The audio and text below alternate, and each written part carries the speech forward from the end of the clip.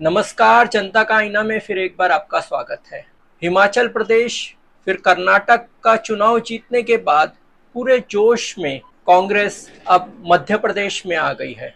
मध्य प्रदेश में अगले 6 महीने में चुनाव होने वाले हैं और वहां पर आज जबलपुर में एक बड़ी सभा का आयोजन किया गया था, जिसमें प्रियंका गांधी ने भाग लिया। प्रियंका गांधी ने ये सभा स्थल आने के पहले नर्मदा के घाट पर गई और वहां पर उन्होंने नर्मदा मैया की पूजा अर्चना की। उनके साथ कमलनाथ भी थे। नर्मदा की पूजा करने के बाद वो मंच पे आई और उन्होंने अपनी बात रखी। मुख्य तौर पे उनकी बातों में यही था, शिवराज की 18 साल की सरकार ने लोगों के विरोध में काम किया है, कैसे बेरोजगारी बढ़ रही है, महंगाई बढ़ रही है, धर्म के नाम पर लोगों को से वोट मांगे जाते हैं। और उन्होंने कहा कि कैसे अपने कामों के नाम पर वोट लेने चाहिए थे, लेकिन काम तो कुछ करते नहीं है। और जब चुनाव आता है तो उसके चुनाव के समय लोगों की धार्मिक भावनाओं से खेल कर उन्हें वोट देने के लिए कहा जाता है और वो काम करते नहीं है, सिर्फ धार्मिक भावनाएं भड़का कर वोट हासिल कर लेते हैं। तो ये 18 साल से चल रहा है। ये पिछली सरकार तो लोगों ने कांग्रेस की बनाई थी, लेकिन पैसे के बल पर, सत्ता के बल पर उस सरकार को गिरा दिया गया। लेकिन उन्होंने कहा कि हम में से ही कुछ लोग जो है उन्होंने अपनी विचारधारा को छोड़ दिया और वे दूसरी जगह चले गए। बड़ी भीड़ थी और कांग्रेस ने अभी शायद सीख लिया है कि किस तरह से चुनाव को हैंडल करना है। जो अभी वो रणनीति बनाकर आते हैं, जिस तरह की रणनीति उन्होंने कर्नाटक में बनाई थी, 40% की सरकार, फिर उन्होंने वहां पर लोकल सरकार के कामों पर उन्होंने हमला किया था और कैसे सरकार पूरी तरह से फेल हो गई है कर्नाटक की, इस पर पूरा ध्यान देते हुए, लोकल इशू पर ध्यान देते हुए उन्होंने पूरा चुनाव प्रचार किया था और जीत के आए थे। उसमें खड़गे ने बड़ी भूमिका निभाई थी और फिर प्रियंका गांधी, राहुल गांधी, सब ने मिलकर जो चुनाव लड़ा था। तो एक रणनीति के तहत किस तरह से चुनाव लड़ा जाता है वो उन्होंने कर्नाटक में बताया है। इसके पहले कोई रणनीति के बगैर ऐसे ही चुनाव लड़े जाते थे और इसमें भूमिका बड़ी जो निभाई है वो कांग्रेस अध्यक्ष खड़गे ने निभाई है। जब से वो आए हैं उन्होंने पूरी चीजें अपने हाथ में ली और कैसे व्यू रचना बनाकर किस तरह से चुनाव लड़े जाते हैं और सब मशीनरी को किस तरह से काम लगाया जाता है, ये सब उन्होंने दिखाया। और जिस तरह से कर्नाटक में DK शिव कुमार ने जिस रणनीति के द्वारा काम किया, वो अभी 2 दिन के दौरे पे थे मध्य प्रदेश के, और वहां पर उन्होंने जाकर कैसे चुनाव लड़ना है और इस चुनाव बैटल को कैसे जीतना है उसके बारे में उन्होंने वहां पर व्यू रचना बनाई और वहां वो 2 दिन तक थे। फिर इसी के साथ कैसे धर्म का उपयोग बीजेपी करेगी तो उसका कैसे काउंटर करना है, तो इसकी पहले से ही योजना शुरू हो गई है, क्योंकि बीजेपी के पास मध्य प्रदेश में धर्म के अलावा और मोदी के अलावा कोई दूसरा रास्ता नहीं है, क्योंकि वहां पर उनकी सरकार है, सरकार 18 साल से है, फिर भी बेरोजगारी है, महंगाई है, लोगों की हालत खराब है, वहां पे रस्तों पर खड्डे हो गए हैं, किसानों को उनकी फसल का दाम नहीं मिल रहा है। तो ऐसी हालत में वो सरकार के कामों को तो बता नहीं सकते हैं, तो अब वो क्या बताएंगे। तो उनके पास रह जाता है हिंदुत्व का मुद्दा, उनके पास रह जाता है डबल इंजन की सरकार और उनके पास रह जाता है नरेंद्र मोदी। तो इसको काट करने के लिए कांग्रेस सरकार के कामों पर अटैक कर रही है, महंगाई पर अटैक कर रही है, बेरोजगारी पर अटैक कर रही है, लोकल इश्यू पर अटैक कर रही है, और उसके साथ जो बीजेपी अटैक करने वाली है कि कैसे वो हिंदुत्व की बात करने वाली है, तो उसको काट देने के लिए उन्होंने पहले से ही पूरे शहर में, जबलपुर शहर में प्रियंका गांधी की सभा हो रही है, उसके एक दिन पहले चौराहों पर 30-30 फुट बड़े हनुमान जी के गदा वहां पर लगा दिए गए और वो घूम रहे हैं गधे। तो इस तरह से फिर उसके बाद जो रणनीति है कांग्रेस की कि वो पूजा पाठ करा रहे हैं, साधु संतों को बुला रहे हैं, वो पूरे अपने आप को बड़े धार्मिक बताने की कोशिश कर रहे हैं। तो ये पूरी रणनीति जो है कि जो बीजेपी धर्म का कार्ड खेलेगी उसको कैसे डिफ्यूज करना है, उसको एग्रेसिव तरीके से उन्हीं की पिच पर लड़ने का प्लानिंग पूरी तरह से कांग्रेस ने किया है।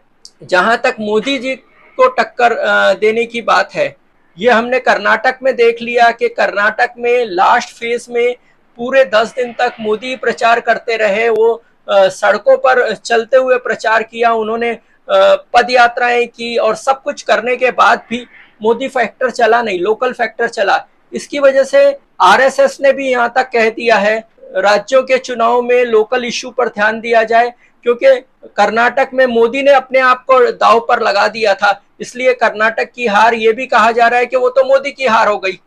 तो ये इतना बड़ा खतरा वो वापस से ले सकते हैं क्या मध्य प्रदेश में? वो अपने आप को बता करके मुझे वोट दो, मेरे नाम पर दो, इस तरह से वो बताकर अगर वो कहीं मध्य प्रदेश में हार हुई तो फिर उसका नेगेटिव इम्पैक्ट लोकसभा के चुनाव में 24 में होने वाला है। तो इसलिए वो पूरी तरह से मोदी को भी उतारेंगे नहीं, या मोदी खुद उतरना नहीं चाहेंगे, क्योंकि अगर मोदी का जो हथियार जो है वो थोथरा हो गया तो उनको 2024 में भी तकलीफ हो जाएगी, क्योंकि मोदी का कोई मायने नहीं रह गया, क्योंकि मोदी को देखकर वोट नहीं देते हैं लोग, और मोदी का जो जादू है वो खत्म हो गया। इस तरह से का प्रचार प्रसार होगा।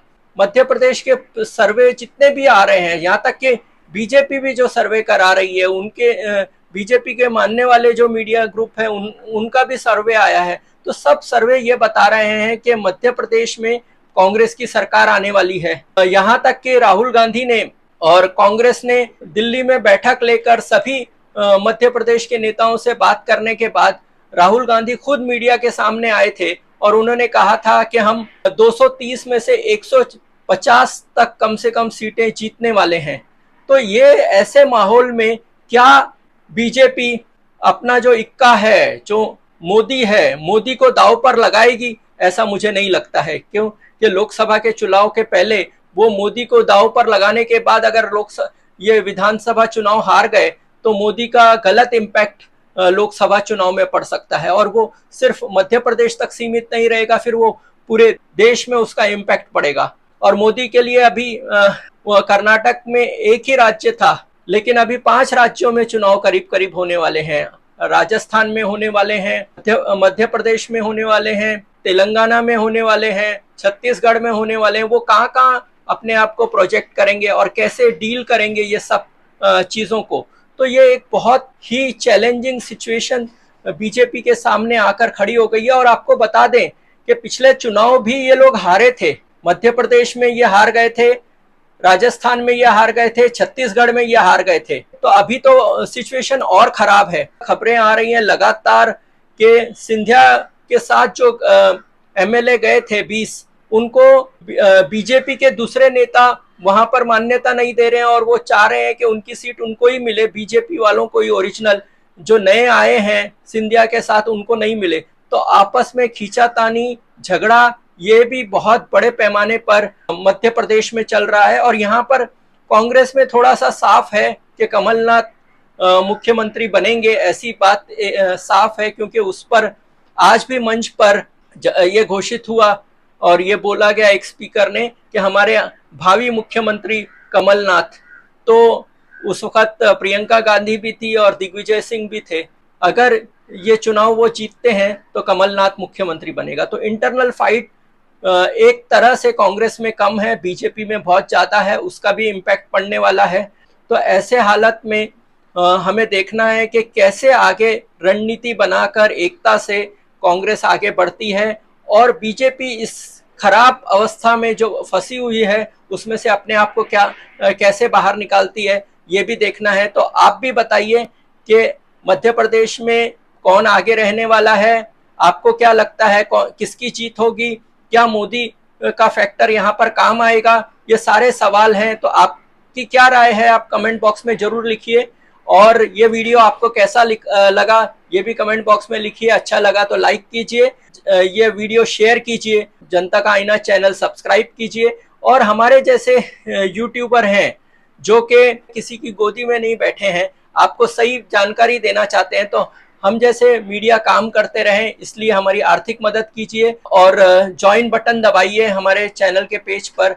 तो देखते रहिए जनता का आईना।